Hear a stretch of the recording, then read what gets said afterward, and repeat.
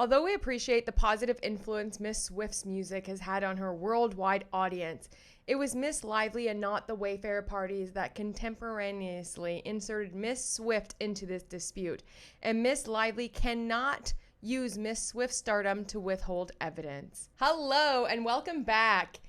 What a day the last 24 hours have been. It's Wednesday, it's hump day, and we are going to get right into it. There is a lot to go in. This is all going to be about what happened in the court docket and what's going on with It Ends With Us. So if you're ready, I'm ready. I'm going to break down everything that has happened in the last 24 hours. Grab your emotional support lip gloss because there's been some rulings. There's been some motions. We're going to get into it. You are in frame with Mandy Magnan.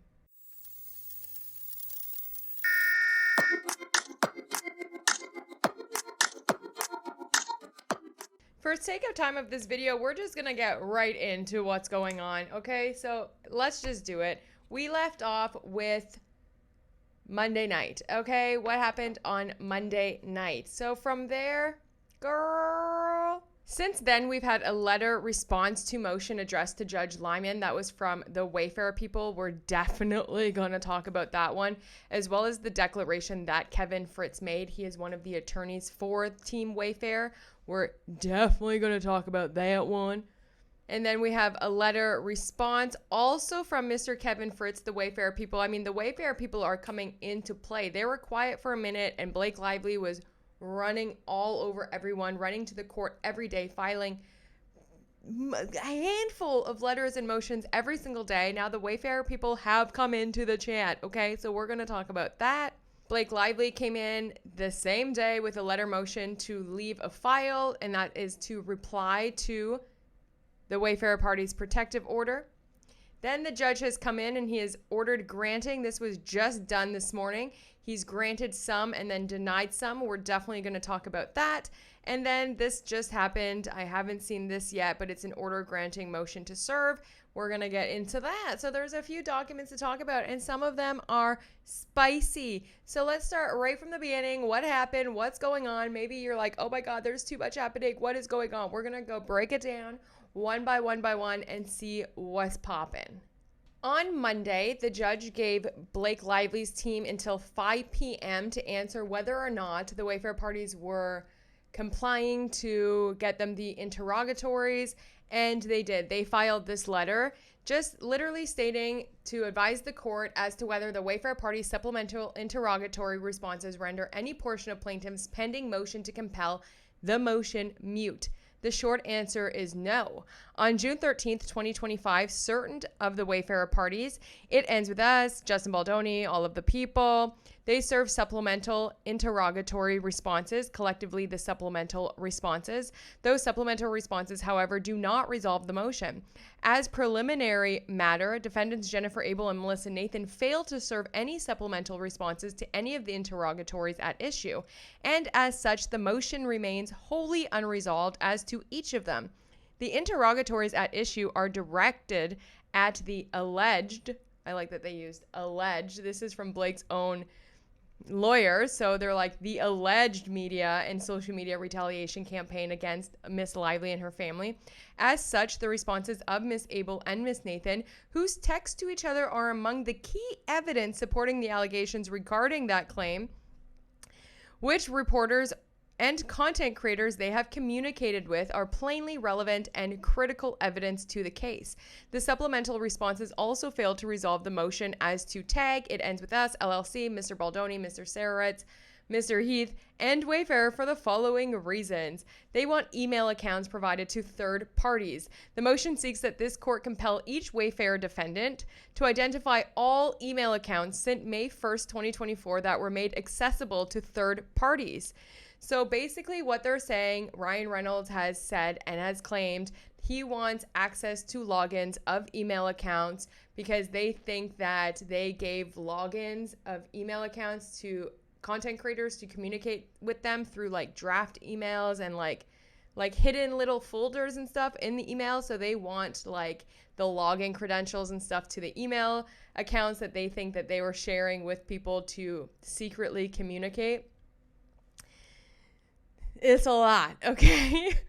In their opposition, the Wayfarer parties agreed to respond only as to tag and only as to a specific type of access, providing third parties with login credentials to such email accounts. The Wayfarer parties then said they never engaged in the alleged clandestine communications. Yeah, that's bizarre. Like, to have that whole thing manufactured to think of having a secret email account and then only giving people certain login codes so that they can go to like a draft email and read a hidden message. Ain't nobody got time for that, girl. They were defending themselves from you and from Blake. Like, the Wayfarer parties were on the defense because Blake and Ryan were actively trying to get them to do public apologies and going around telling everyone they're sexual predators. And like, I mean, they were battling. There were stories being leaked that Justin Baldoni fat shamed Blake Lively. There were stories coming out that the whole cast hated him. There were stories coming out about so much stuff against Justin Baldoni from Blake's team. So they were defending themselves. Ain't nobody got time to set up no secret email with login credentials to talk in hidden messages and drafts. Like, Ryan, you're showing your cards here, brah, because is that the way you guys do it? Because that is some shady stuff, okay? Consistent with their representation, only TAG, which is Melissa Nathan's group, you know, the agency group is what they're called, supplemented its responses to its interrogatory with a one-word answer that did not identify any email accounts. There are two problems with this response. First, TAG's response does not clarify whether it includes all email accounts as to which it provided any form of access to third parties, or if it includes only email accounts in which it provided login credentials to third parties. Second, the other Wayfarer parties, Mr. Baldoni, Ms. Nathan, Ms. Abel, Mr. Heath, Mr. Saritz, and Wayfarer all failed to supplement the responses to this interrogatory at all. These parties appear to be withholding responses as mute based on the court's dismissal of the Wayfarer party's claims asserted against Mr. Reynolds in this action, because Mr. Reynolds propounded this interrogatory to the parties other than TAG, which Ms. Lively propounded. Thus, Lively Parties continues to seek full, complete, and ambiguous responses to this interrogatory by all parties upon whom it was propounded. My gosh, and then they want all the reporter communications, which of course, I mean, they're trying to prove somehow, some way that there was this untraceable smear campaign. I mean, I don't blame them for trying to fight and asking for all communications. I mean, you know, everyone's trying to prove a case here, but to me, it's just funny that right now they have nothing, and they've had nothing this whole time. And, you know, it's just to now have like secret login credentials and thinking it's still ongoing to this point is wild to me, guys. I'm just going to be straight up honest. Like, I think it is nutso, a little cray-cray. But anyway, the motion, so then for reporter communications, the motion also remains unresolved as to the interrogatory seeking the identities of reporters and media outlets with whom the Wayfarer parties have communicated about Miss Lively, Mr. Reynolds, the CRD complaint, the consolidated action, or the Lively Reynolds companies. As Miss Lively alleges that the Wayfarer party's retaliatory smear campaign is ongoing. Yes, they believe that still up to this date, right now, me following this case and reporting it and reading the court dockets to you and sharing my very, I would say, at this point, not even biased, but like, the truth is the truth. You know what I'm saying? They still think it's ongoing. They still think that, yeah, the Wayfarer people are paying content creators. Where is my check? If that were true, deposit that right now. You know what I'm saying? Where is my money? Ain't nobody being paid. No content creators being paid. My gosh. It's just so wild that, like, honestly, to claim that it's still ongoing when like 95% of us content creators have come out and said, like, we're not working for Wayfarer, okay? We're working for the court. We're working for the people. We're working for, you know, the truth. We're working to clear people's names who have been wrongfully accused of something with no evidence. We're standing up for real victims, real survivors, real women. We're holding women accountable who are lying. Do you know? Women lie too. Women are manipulative, and we can see right through it. Miss Lively has sued the Wayfair parties for defamation based primarily on statements made after December 21st, 2024. So I thought that was very interesting because she filed her CRD complaint and the New York Times little story got dropped. And then she filed her lawsuit, and now she's saying that she's suing them for statements made after that. So it wasn't all of the stuff, the smear campaign that was happening in the summer that she claims. Now, this is a new smear campaign. I don't know. And now she's even quoting how Brian Freeman went on TMZ and rips Blake Lively for false victory tour. I mean, he didn't write the headlines. He went on TMZ. He went on TMZ after Blake Lively's lawyers were on CNN, People Magazine, TMZ. Then Brian Freeman went on the Kelly Megan show as well as on TMZ. He didn't write the headline, Brian Freeman rips Blake Lively for false victory, but it was a false victory. I mean, everyone has said it, from lawyers all the way to, retired judges, all the way to every content creator, all the way to everyone in my comment boxes, It was a false victory, girl. Everyone saw it. So, I don't know. She just cracks me up sometimes, to think that it's still ongoing and that they would even have the audacity and the gall to now, even when they know they have to turn over records, to be secretly communicating through email draft folders, I think is just so funny. But anyway, they do want all the communications from every reporter they talk to from the summer all the way today to this date. And then the content creators, yes, they want the content creators. Finally, the motion remains unresolved as to the interrogatory seeking the identities of content creators with whom the Wayfair people have communicated regarding Miss Lively, Mr. Reynolds, or the subject matter of this action. For the reasons set forth in the motion, the Lively Reynolds parties respectfully request that the court grant the motion in its entirety. We remain available should the court require any additional information. Oh, girl, please, I'm sure you're going to give it whether the court needs it or not, okay? You're going to be there writing letter after letter after letter. Now, moving on, Blake and Ryan crying, no, they haven't answered anything. We want a protective order against Taylor Swift. How are they asking for my communications with my best friend, who I said was there the whole time? I blurted her name dozens of times on the red carpet all throughout the movie press promo, so everyone would love me. All the Swifties would love me because I'm besties with Taylor. She's my bestie. And now they want actual communications between me and my besties to prove my claim. That's where we're at, right? So they were saying, no, they shouldn't have to get text from from Taylor Swift. Also, we believe that they got all the text messages, and if they got all the text messages, we want the text messages. Girl, don't you already have all the communications that you had with your bestie? What are you hiding? Something is so shady. I don't know how y'all cannot see through this, how people cannot see how absolutely shady they're being, because once again, if you were repeatedly SH'd and it caused you garden variety stress. Sorry. We're going to go off her lawsuit, right? Off her claim. Extreme emotional distress where she couldn't get out of bed. She couldn't eat. She was depressed. She had to give up gigs. Yeah, you're going to have to prove that happened. Who did you text about it? Who did you talk to about it? You know what I'm saying? It's just, of course you got to prove it. Anyway, my gosh, Kevin Fritz has answered that protective order, and let's really get into it, girlies, okay? Judge Lyman. Dear Judge Lyman, as counsel for Wayfair Studios, Justin Baldoni, Jamie Heath, Steve Swords, It Ends With Us LLC, Melissa Nathan, The Agency Group PR LLC, and Jennifer Abel, collectively, the Wayfair parties, we write in opposition to Blake Lively's motion for a protective order concerning her relevant communications with Taylor Swift's The Motion.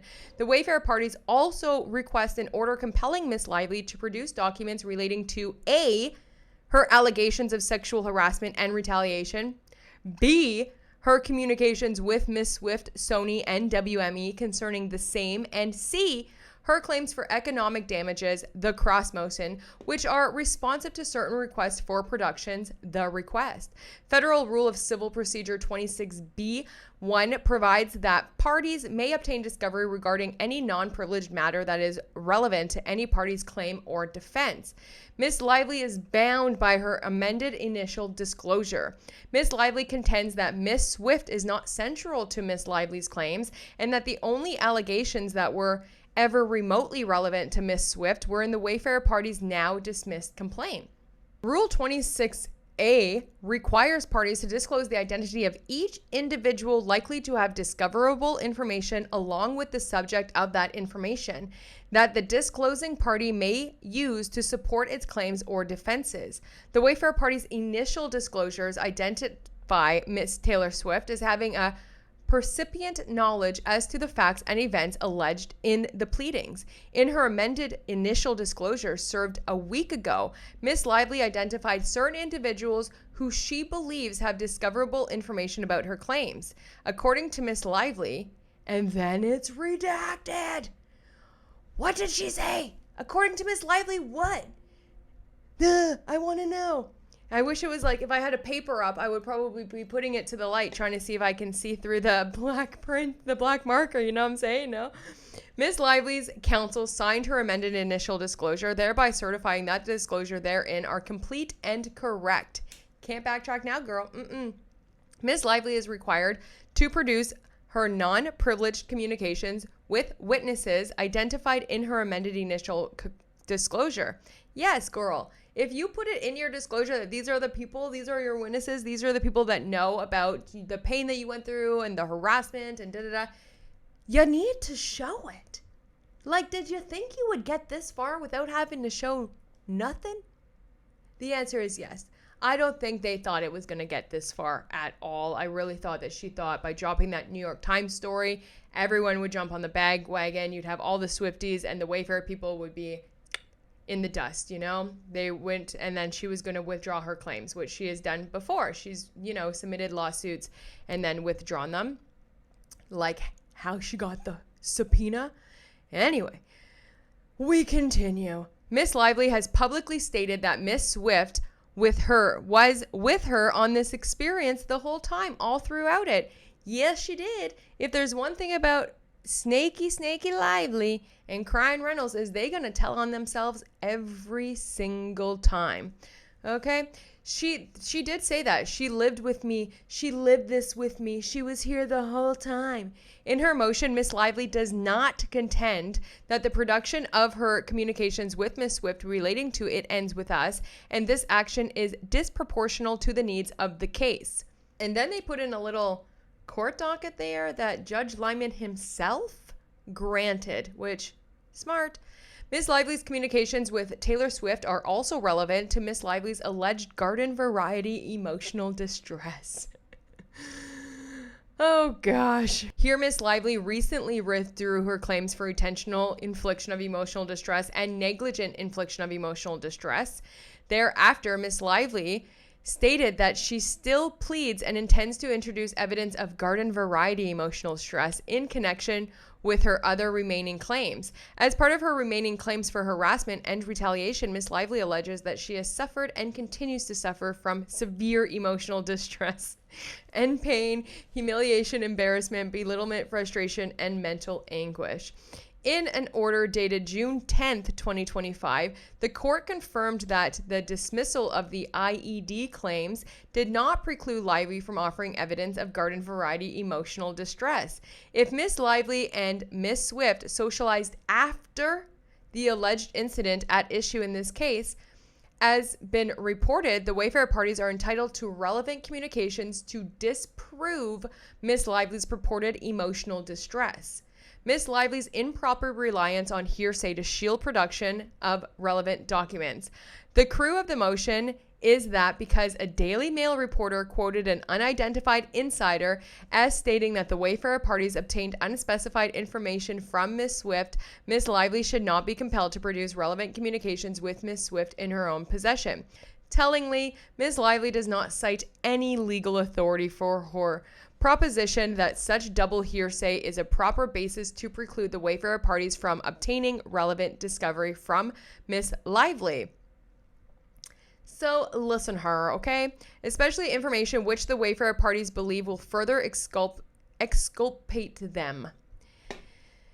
In any event, counsel for the Wayfarer parties and Miss Swift both confirmed that no communications between Miss Lively and Miss Swift have been provided to the Wayfarer parties. That acknowledgement, which Miss Lively is unable to contest, refutes her contention that the discovery sought from her is cumulative and duplicative, and warrants denial of the motion. For good measure, even assuming the Wayfarer parties had received relevant documents from Miss Swift, which they have not, such hypothetical fact does not relieve Miss Lively from complying with her own obligations under Rule 34 to produce documents in her possession.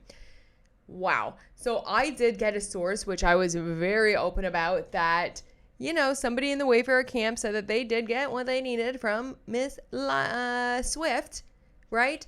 And what I think happened is that they were talking, and what I think, and I do believe, is that the Swift people, her lawyers, whatever, told the Wayfarer people what to look for, the dates to look for, what was said, what information to get. And if they give them all this information, like these are the dates that you need, this is what you need to ask for, these are the communications, leave us alone. Go get it from Blake. This is everything that you need.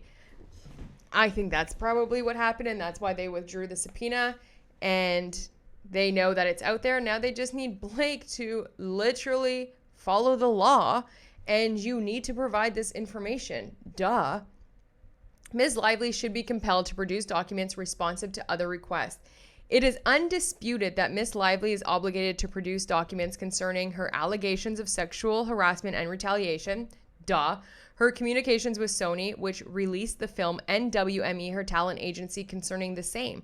Her claims for economic damages, such as documents, were demanded on February 21st, 2025. We're in June. They've been asking for this since February. And Miss Lively formally responded to such demands on March 21st, 2025, almost 3 months ago. The parties' agreement to produce documents on a rolling basis does not entitle her to withdraw relevant information that speaks to the heart of her allegations until the deadline for substantial completion of document discovery. We respectfully request that the court deny the motion, grant the cross motion, and direct Miss Lively to immediately produce documents responsive to the request within her possession. Although we appreciate the positive influence Miss Swift's music has had on her worldwide audience, it was Miss Lively and not the Wayfarer parties that contemporaneously inserted Miss Swift into this dispute, and Miss Lively cannot use Miss Swift's stardom to withhold evidence. You got that, girl? You did it yourself. The Wayfarer people didn't bring this up. The Wayfarer people didn't bring Swift into this. You did this. Justin Baldoni wasn't all over that red carpet talking about Taylor Swift, oohing about Taylor. That was you, girl. Okay, that was you. I would just like to go back to the timeline here just to break it down just one more time, because in this time, this was about October, and they'd already been on break all summer due to the SAG strikes, and Blake Lively was feeling so depressed, so emotionally depressed, and even on October 25th, she was so depressed that she was able to go to a meeting of the Dragons, which had Sean Levy, Bradley Cooper, Taylor Swift. Yeah, they had this big meeting of the Dragons on October 25th, right? Okay. That was weird. Just the week before that, Blake was confiding in another female cast member that she was dreading going back to work. Man, yeah, she must have been so emotionally disturbed, right? Then on the very day that the strike ended on November 9th, the Wayfarer people get the 17 point of demand from Blake Lively. That's fine. She's very emotionally disturbed. She wanted to make sure the set was safe before returning, of course. They were ready to shoot already, so they were aiming to shoot in mid-November. Couldn't do that. But then what they did after they got the 17 points of demand, they hired Todd Black, a new producer. They hired him, which is great. They were ready to go. Also, they signed the point of demand on November 11th. On November 15th, they agreed to her contractual nudity writer, which is weird because they've been in production for a year now. The fact that they only got the nudity writer then, whatever. Then they're ready to go. Let's shoot. Well, what happens? Fakey Blakey flakes again. Okay, this is like her third or fourth time now flaking from set, not showing up. We have to remember that she was only on set for 16 days in phase 1, where she said she was repeatedly SH. Well, anyway, she flakes again. So then they push it to December. They're like, okay, let's start in December. Well, you know what? December isn't good enough either, even despite advance notice that they were like, okay, you can't do it in November. Gucci girl, we're going to start December 11th. Blake doesn't like that. She's like, I'm not available until January of 2025. Of course, she's so emotionally disturbed. She's not available to go to shoot yet. She needs more time. More time to hang out with Taylor Swift because they were going to the Beyonce concert on December 2nd. Yeah, so that's kind of weird, right? Like, you can't go to set. You can't work because you're so bothered. Can't work because you're under so much stress. But you know what it was? You couldn't work because you had already planned to go to the Renaissance concert with Taylor Swift. And the caption, okay? When I grew up, women were always pit against one another. It took me until adulthood to see that the instinct for women to lift each other up to their highest potential is the norm, not the exception. Most of my best friends are women who wouldn't have packaged to me as threats or competitions. It's our job to show younger generations the power in aligning rather than dividing. All of this to say, Beyonce and Taylor Swift, neither of you have to be threatened by my pop stardom. There's space for all of us. Okay, so you couldn't go to work, but you can go to Beyonce? And let's not forget about how, didn't show up to work because of COVID, but yet was at Taylor Swift. I mean, there's just so many times where it's like she's saying that she can't go to work because she can't get out of bed. She's so emotionally distraught, but yet she's out doing things like this. Okay, give me a break. And we continue. So then Mr. Kevin Fritz, the Wayfarer lawyers, they put in a declaration in opposition to plaintiff's motion for a protective order and in support of cross motion to compel. So he basically just says that he's Kevin Fritz, he's a lawyer, and he's declaring under oath. Okay, this is his affidavit. He's a partner at Mr. Sealing and Fien PLLC, attorneys for consolidated plaintiffs, the Wayfarer parties. I submit this declaration in opposition to Ms. Lively's motion for a protective order, relieving her from obligation to produce communications with Taylor Swift. This declaration is also submitted in support of the Wayfarer's cross motion to compel Ms. Lively to produce documents relating to her allegations of sexual harassment and retaliation. All of the communications, Neither Miss Swift or her counsel, Venable LLP, have provided the Wayfarer parties or their counsel with any communications between Swift and Miss Lively. This is where it gets juicy. This is where it's liar, liar, pants on fire. This is where it's Blake Lively, yet again, abusing the court system, okay? On May 2nd, so we got to remember, on May 2nd, 2025 at 10:58 a.m., very specific, Miss Swift's counsel notified Miss Lively's counsel that no communications between Miss Swift and Miss Lively had been provided to the Wayfarer parties. So she already knew they didn't get nothing. Okay, that was on May 2nd. Therefore, when Miss Lively's counsel demanded the same day, May 22nd at 4:57 p.m., that the Wayfarer parties produce documents obtained by Miss Swift or her counsel concerning Miss Lively's counsel already knew that no such documents were in the Wayfarer's possession. So now what, are you calling everyone liars? Taylor Swift and her people lying too? Everyone's lying except for Blake, right? In an email delivered on June 12th, 2025, so that was on May 22nd. Now we're to June 12th. And in accordance with Rule 4C of the individual practices, Kevin requested that Ms. Lively's counsel meet and confer telephonically the following day on June 13th at about 3 p.m. about the requests, which include request numbers 108, 109, seeking Ms. Lively's communications with Ms. Swift relating to "It Ends With Us." They only want what the communications between them with "It Ends With Us." Nothing else. They don't care about what you're doing in your private space, what kind of problems you have with your husband, girl. They don't care about none of that, okay? They want what you were saying about Justin Baldoni, and it ends with us. Hence, the statement by Miss Lively's counsel in her declaration dated June 13th that the Wayfair parties have still not made themselves available to meet and confer on the issue is inaccurate. Right, because the day before, girl, the day before, they were trying to set up a phone call with you, okay? In response to my email, Miss Lively's counsel confirmed on June 12th that they will be ready to discuss the parties' production as needed on June 13th at 3 o'clock. Minutes before the scheduled meet and confer on June 13th, Miss Lively filed her motion. Given Miss Lively's prior representations in her formal discovery responses, the motion was the first time that she advised the Wayfair parties that she was refusing to produce documents responsive to requests number 108 and 109. During the June 13th, 2025 telephone call, Miss Lively counsel refused to discuss those requests. Miss Lively's communications with Miss Swift about the film and the action because moments earlier Miss Lively had filed the motion. When Miss Lively's counsel was reminded that I had requested, in accordance with the individual practices, that counsel meet and confer about the issue, Miss Lively's counsel again refused to discuss the issue and stated that I could oppose the motion. When I suggested that notwithstanding Miss Lively's premature filing of the motion, the parties should discuss request number 108 and 109 to resolve the dispute and mute the motion, Miss Lively's counsel still refused to engage. Moreover, during the phone call, I explained to Miss Lively's counsel something they had already knew.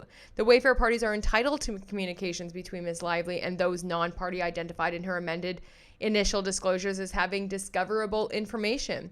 The requests were included within the Wayfair party's first set of requests for production documents and things to Lively, dated February 21st. February, they asked for this. On March 25th, Lively responded there too. Even though 10 weeks has passed, and even though the parties agreed to make rolling document productions, Miss Lively has not produced any documents responsive to the requests. For the request pertaining Miss Lively's allegations of sexual harassment, her communications with Sony, with WME, to try to prove it, the date for the production, therefore, and merely stated that they would be produced prior to the July 1st, 2025 deadline for substantial completion of document discovery.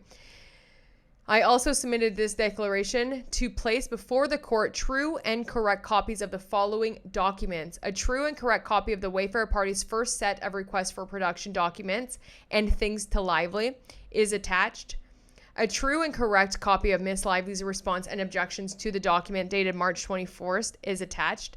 A true and correct copy of Miss Lively's amended initial disclosures dated June 11th is attached. Oh gosh, I'd love to see that. A true and correct copy of an email chain spanning from June 11th through June 12th between counsel for Miss Lively and counsel for the Wayfair parties regarding the document request and Miss Lively's failure to produce documents responsive thereto is attached.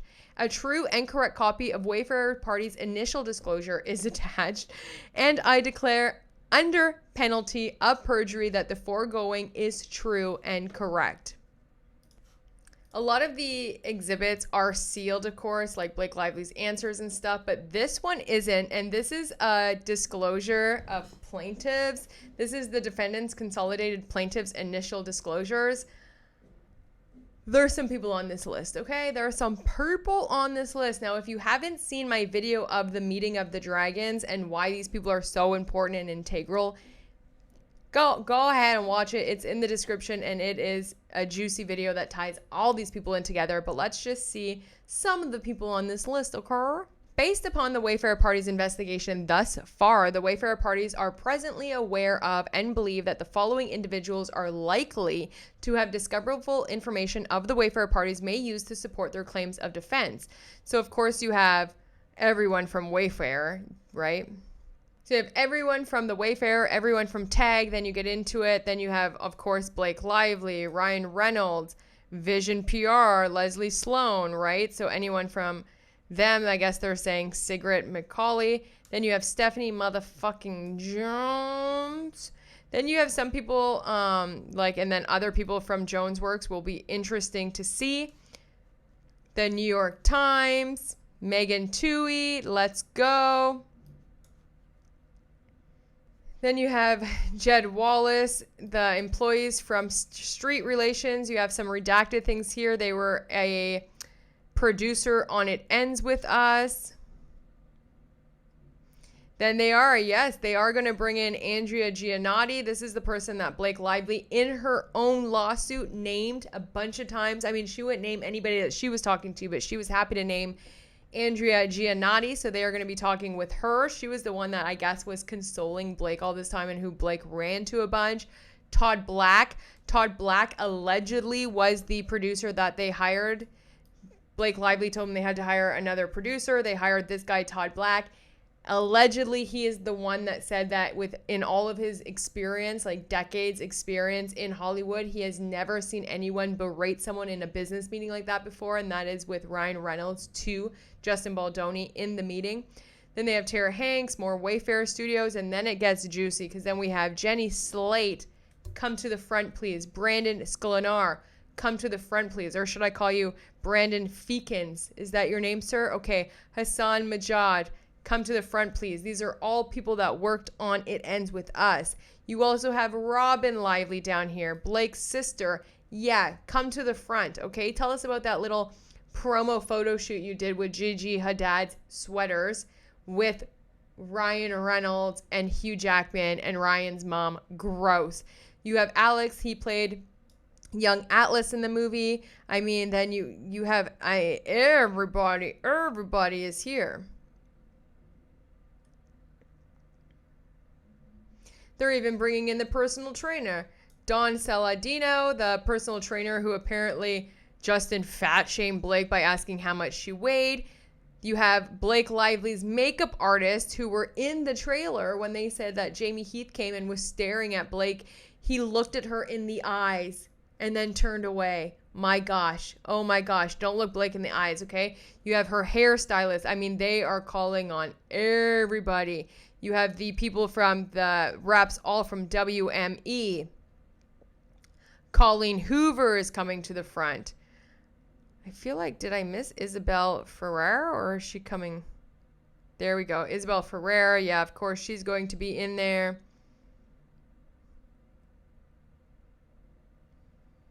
Then you have all of the WME people. I mean, you have every rep for Lively, the reps for Justin Baldoni, the reps for Ryan Reynolds.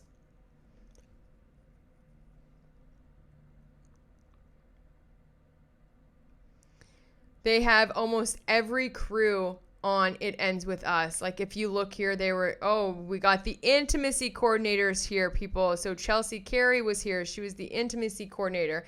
Lizzie Talbot, the intimacy coordinator. Okay, we have stunt coordinators.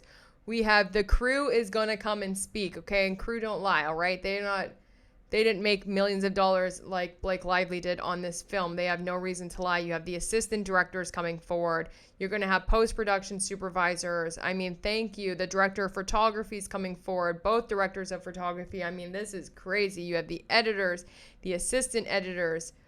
Woo-hoo! Script supervisors, B camera operators, because when you're shooting on set, you have like your main camera, and then you have, if you're doing a 2-camera setup, you have your B camera, or the B camera sometimes goes and does like B-roll while you're shooting on the main camera. I mean, they have everybody coming. Wow. Okay, this is gonna get wild. You got the boom operators, the video playback operators, the location managers. Oh my gosh, this is amazing. This is why we say it takes a village to make a movie, okay? Because look at all these people. I mean, you have your colorist, your supervisor, sound editor. You have Tyler was the original composer. Thank you, Brian Tyler. I heard that you did amazing things. You used like an orchestra. It was so beautiful. And then Blake came along and destroyed it and got rid of you and replaced it with her husband's composer from Deadpool and Wolverine. Absolutely disgusting. You have more composers here. I mean, Wow, you have the screen engineer. Oh my gosh, it's just so many people. And then we get into the dragons. Yes, Sean Levy, come to the front, please. Sean Levy, one of the dragons, definitely knows something. Bradley Cooper definitely has knowledge. Why was he thanked in the credits? Why was he at the meeting of the dragons? What does Bradley Cooper have to do with this? Taylor Swift. Then you have Blake's own lawyers they have on the witness list, okay? Michael J. Gottlieb. Gottlieb is counsel for Ms. Lively and Mr. Reynolds and has relevant information that the Wayfarer parties may use to support their claims and defense in this action. Then you have Justin's own his own, what am I trying to say here? His own health coach. You have the head of marketing of Sony. Wow, you have the employee of marketing. I mean, this is going to just get wild.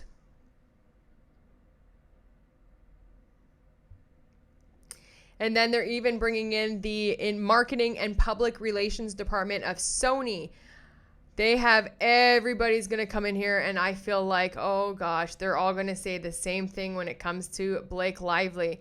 Yes, and Liz Plank, come to the front, please, because you are so toxic. You are such a pick-me. Ew. Liz Plank is the girl that Justin and Jamie brought into the spotlight, shared a podcast with them for over 4 years, and Liz Plank dropped them like that for Blake and Ryan. I hope you're very happy with yourself and you think that you made the right choice, okay? There's so many people.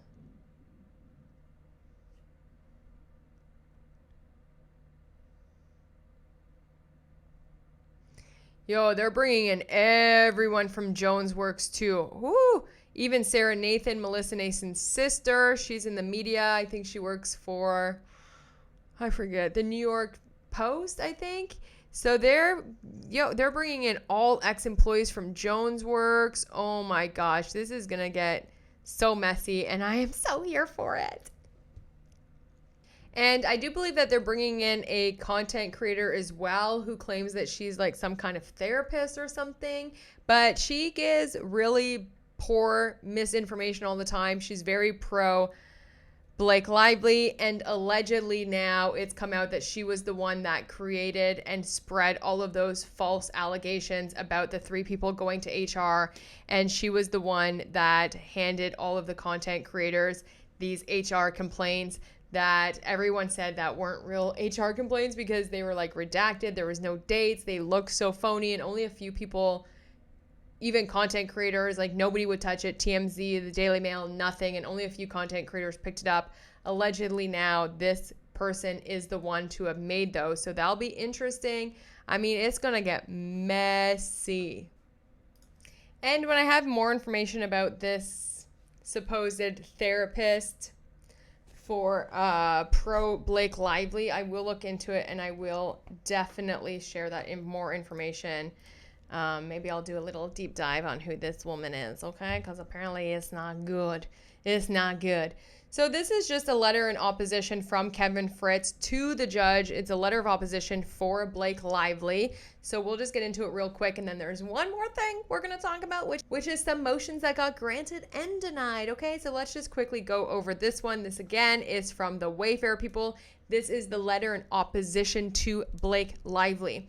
So they just say, Dear Judge Lyman, the motion does not seek to compel responses by Jennifer Abel and Melissa Nathan to interrogatories served by Blake Lively. In yesterday's letter, which is the first one that we read, the Lively parties contended that defendants Jennifer Abel and Melissa Nathan failed to serve any supplemental responses to any of the interrogatories at issue, and as such, the motion remains wholly unresolved as to each of them. Oh, the statement is incorrect. In the motion, Lively parties identified the interrogatories dispute in Appendix A to their letter brief. According to Appendix A, none of the interrogatories or disputes were served by Miss Lively and upon either Miss Abel or Miss Nathan. Indeed, the only interrogatories directed to Miss Abel and Miss Nathan that are the subject of this motion were served by Ryan Reynolds. It is undisputed that Mr. Reynolds is no longer a party to this action. In turn, there is no obligation to respond to discovery requests that were served by Mr. Reynolds. You don't belong here anymore. You were dismissed, sadly. Okay, now it's up to the public to give you the verdict. Guilty, since the judge didn't, but you don't belong here anymore, bro. Of course, the Wayfarer parties are going to come back with an amended complaint on other claims, but the ones that you put in to seek, they don't have to answer you anymore because that got dismissed, unfortunately, but they're still fighting, they're still battling, but you don't belong here, bro. You never belonged here. You had no right to rewrite that movie. You had no right to show up on set. You had no right to berate Justin Baldoni. You had no right to take over the promo. You had no right to be in all of the PR. You don't belong here. You weren't part of this movie. The fact that you're still here grosses me out. We continue. It is undisputed that Mr. Reynolds is no longer a party to this action. In turn, there is no obligation to respond to discovery requests that were served by Mr. Reynolds. Period, okay? Identification of email accounts provided by third parties. For the interrogatory seeking the identities of certain email accounts, the Lively parties acknowledge that Miss Lively propounded each interrogatory upon only one of the Wayfarer parties, the agency group. Furthermore, the Lively parties acknowledge that, as promised, TAG supplemented its responses to the interrogatory, although the Lively parties feigned confusion over TAG's one-word answers, which is none. TAG's response confirmed that there are no email accounts as to which is provided in any form of access to third parties. So, they answered you, you just didn't like the answer. That's it, period. Here, this aspect of the motion is mute. Okay. The Lively parties further argue that the Wayfarer parties must respond to Ryan Reynolds' interrogatory because the Wayfarer parties have publicly indicated an intent to amend their claims as to Mr. Reynolds. Tellingly, the Lively parties do not cite any legal authority for the proposition that a party must respond to discovery demands served by a dismissed party. The motion as to Mr. Reynolds can simply be denied without prejudice. Okay, identification to media outlets. The second interrogatory at issue asks the Wayfarer parties to identify all reporters and news or media outlets of any kind with whom you have communicated in any manner concerning Miss Lively, Mr. Reynolds, the CRD complaint, the actions, or the Lively Reynolds companies from June 15th to the present. Once again, the Lively parties nonsensically complain that Miss Abel and Miss Nathan failed to supplement this request at all. The Lively party's own appendix demonstrates that the motion did not seek to compel Miss Abel or Miss Nathan to respond to this interrogatory. While the Lively parties now contend that the motion inadvertently omits that the reporter interrogatory was served upon Miss Abel and Miss Nathan by Mr. Reynolds, any such omission is irrelevant to the motion because Mr. Reynolds is no longer a party. Miss Lively refuses to limit the scope of the interrogatory to communications concerning the claims and defenses in this action. Miss Lively again improperly seeks to expand the scope of this interrogatory to the present because, according to her, Miss Lively's amended complaint alleges that the purported smear campaign is ongoing. However, the amended complaint's allegation of an ongoing smear campaign are made on information and belief. Furthermore, the interrogatory is not limited to any so-called smear campaign or even negative comments about Miss Lively. Instead, she demands the identification of any reporter with whom the Wayfarer parties have recently communicated about Miss Lively, which would include reporters seeking comments and responses to statements made to them by Miss Lively's own counsel or spokesperson. Miss Lively also claims that the identities of the reporters listed in the Wayfarer party's responses to the interrogatories are inexplicably vague. To the context that Miss Lively is unable to identify such reporters, we suggest that her counsel send us an email listing any such reporters, and if possible, we will provide further identifying information. Identification of content creators. In the last interrogatory at issue, the Lively parties demand that the Wayfarer parties identify all content creators with whom you have communicated in any manner concerning Miss Lively, Mr. Reynolds, the CRD complaint, the action, da. However, Miss Lively sought to compel a response only from TAG and not any of the other Wayfarer parties. Again, Mr. Reynolds is not a party in this action and cannot seek to compel responses to his discovery demands. You know what I'm saying? Anyway, so they're saying, no. We did everything that we were supposed to do, and we're not replying to Mr. Reynolds because he shouldn't even be here, okay? You don't belong here, sir. Although we all wished he still was. Because y'all know Ryan Reynolds had the biggest hand in this. It was his idea to get his baby girl something of her own, you know, make her happy. Anyway, the judge is saying enough is enough and is enough. Finally, let me say something because y'all are just being kids. Let me get at it. This is the judge's response. There is some denial and there is some granted, okay? So let's just see right off the bat which is which, okay? This is the last thing, so let's talk about it. This is from Judge Lyman, okay? Blake Lively and Ryan Reynolds moved to compel Wayfarer Studios, Justin Baldoni, Jamie Heath. It ends with us, da. So he's just basically going over exactly what we all just read, all right? So everything that we just read, he's saying the motion is granted in part and denied in part. So let's see what's granted, what's not here, okay? Lively and Reynolds seek to compel responses to 3 interrogatories. The first interrogatory, the account interrogatory, identifying any email account from May 1st to date, any third parties, all of this stuff. That's what they want. The interrogatory was propounded by Reynolds, not Lively, to each of the Wayfarer parties except it ends with us and TAG. The interrogatory was propounded by Lively to TAG, which Lively and Reynolds' motion to compel was pending.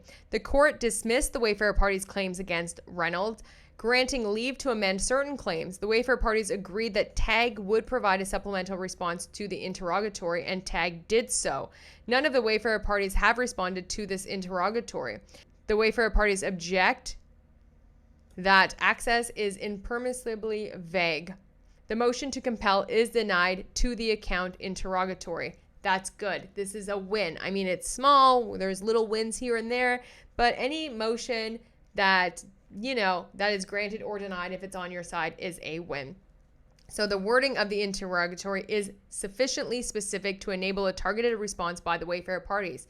However, Reynolds is not entitled to responses to this interrogatory because he is not a party, right? So anyway, that's good. We have one denied, and that's because Ryan Reynolds, you know, they probably will come back now and ask it for Lively, but regardless, the mere possibility that an amended complaint may be filed is no basis for the court to compel discovery regarding issues that are not pending and that may never be pending before it.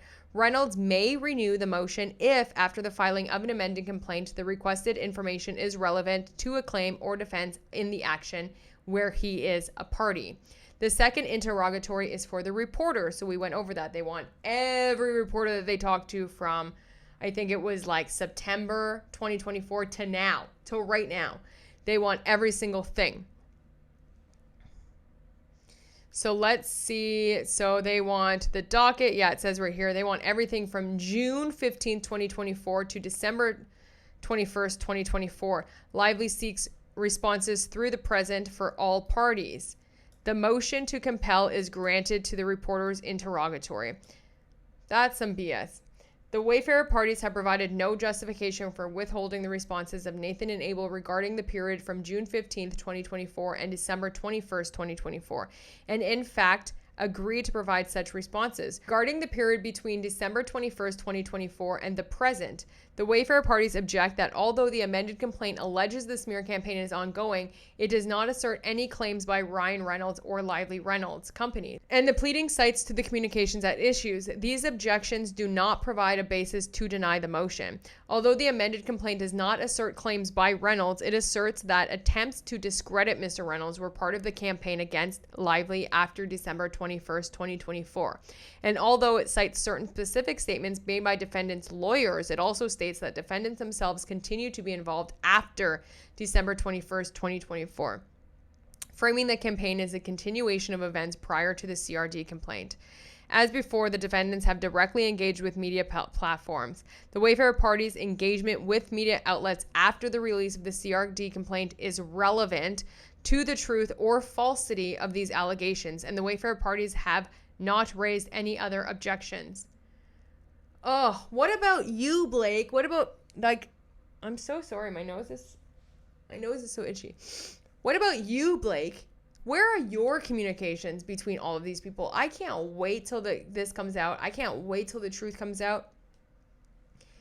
And then the third, last but not least, the third interrogatory, identify all content creators. This is for the content creators.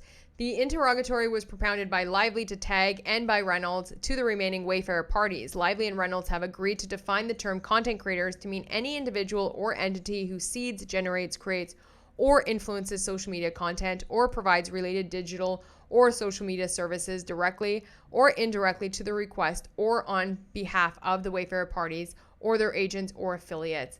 The motion is granted as the content creators interrogatory propounded by Lively to tag. So they're going to get it. They're going to be able to find out exactly what content creators Wayfarer was talking to, okay? Defined as a state above, the interrogatory is not hopelessly vague or unduly burdensome. It does not include any person who can generate, create, or influence content, but only much smaller subset of those who do so on behalf of or at the request of a given Wayfarer party. The motion is denied to the content creator interrogatories propounded by Reynolds, which are mute for the reasons stated above. The motion to compel is granted in part and denied in part. The Wayfarer people shall respond by June 25th, 2025, which is great because the 25th is the same day that we will also get an amended complaint against Ryan Reynolds and Blake Lively. And last but not least, then we had a motion granted for Blake Lively again, and that is to be able to serve a man called Mitchell something. Mitchell, let me get his real name here. Michael Mitchell something. Anyway, Mitchell is going to get served. So if you remember, Blake filed a motion to compel to be able to serve a subpoena to this man Mitchell. They tried so many different times and Blake was like, please, can you let me do it through social media or LinkedIn because like he's not answering his phone. We've been to his house eight times. We can't find this man. His neighbors don't know where he is. Nobody knows where he is. Can you let us file through other sources, which are, I guess, on social media? And the judge did allow that because this Mitchell dude was a senior vice president at Jones Works at the time that Wayfarer was with them, as well as all of the stuff that was happening during the It Ends With Us. And he had just left after that. He's on a lot of emails and a lot of texts between Stephanie Jones and Jennifer Abel. And yeah, he was there. I'm really surprised that Blake Lively isn't suing this dude too. That's probably why he's running from you, girl, because he's like, no, you're trying to sue me too. You're trying to sue everyone. And that's it. We are all caught up thus far, okay, this week in the It Ends With Us court trial. That's all I got for you. But I do want to check in and just see, how are you doing? How is your week going? How are you feeling? Yeah, just do a little bit of check-in. Let me know how you're doing. I hope you're having a great day. I hope you're having a good week. I hope that you are chasing goals and holding yourself accountable and making the changes that you want in order to bring happiness and joy into your future you. You know, your future you doesn't just become happy and successful and joyous and all of the things that you're thinking today. These are seeds that you need to plant today. So I hope that you are just having a good day and you're taking whatever time that you need for yourself. It's not selfish to take care of yourself and to love yourself the fullest and to be about it, okay? And be about life. And yesterday, I just want to show such a cute pic. Sometimes this is what it's all about, is taking a day to dress as a big T-Rex to surprise your bestie's 4-year-old son for his birthday. Look at the look on his face. I mean, yeah, I surprised him. I dressed as a big T-Rex, which is his favorite. He's like in love with dinosaurs right now. And it was just so cool to like hang out with him for the afternoon, of course. And like sometimes that's what it's about, isn't it? Like that's what life is about, is those little moments that you can find to not worry and not stress about anything that's going on and not have any obligations to work or do or be anyone, but just to like have fun and make someone's day. And like, I don't know, I just had the best day yesterday, so that was really cool. I wanted to share that with you, because as much as I grind and I hustle and I'm like on it and I have deadlines and I'm trying to do like 502 things at once, like right now I could like list off 15 things that are on the schedule and the docket that I need to do. It's like, then I also took a day off to go and do that. And did you see the look on his face? I mean, that's success, right? That is a measurement of happiness and making it in success, that I was able to do it, and a memory that I will hang on to, and I hope that he hangs on to as well. And that's kind of what it's about, you know, being there and being happy. So I hope that you're doing well and you're finding these little moments as well, you know, because yes, we can grind. Yes, I can show up here every day. Yes, I could do this. Yes, I could hide away and just write and grind and grind and grind and grind and grind. But that doesn't fulfill me and fuel me in the ways that I cherish these other moments in life. So I hope you're doing good, and I hope today you are able to find your happy, and whether that's just now in this moment, or it's just 5 minutes, or it's the whole day you've kind of been on a high, I hope that you're able to just find a little bit of happy, and that you can hold on to that and foster that to allow it to grow and grow and grow. So that's it. That's all I have for you today. I hope you have the best hump day. Hump day. I'll be going to work now. So after all of that talk about enjoying life and not working, I still got things to do. Okay. So anyway, I hope you're having a good day. It was a blast being here. We're all caught up for now, y'all. Okay. So I love you, and I'll talk to you soon. Bye.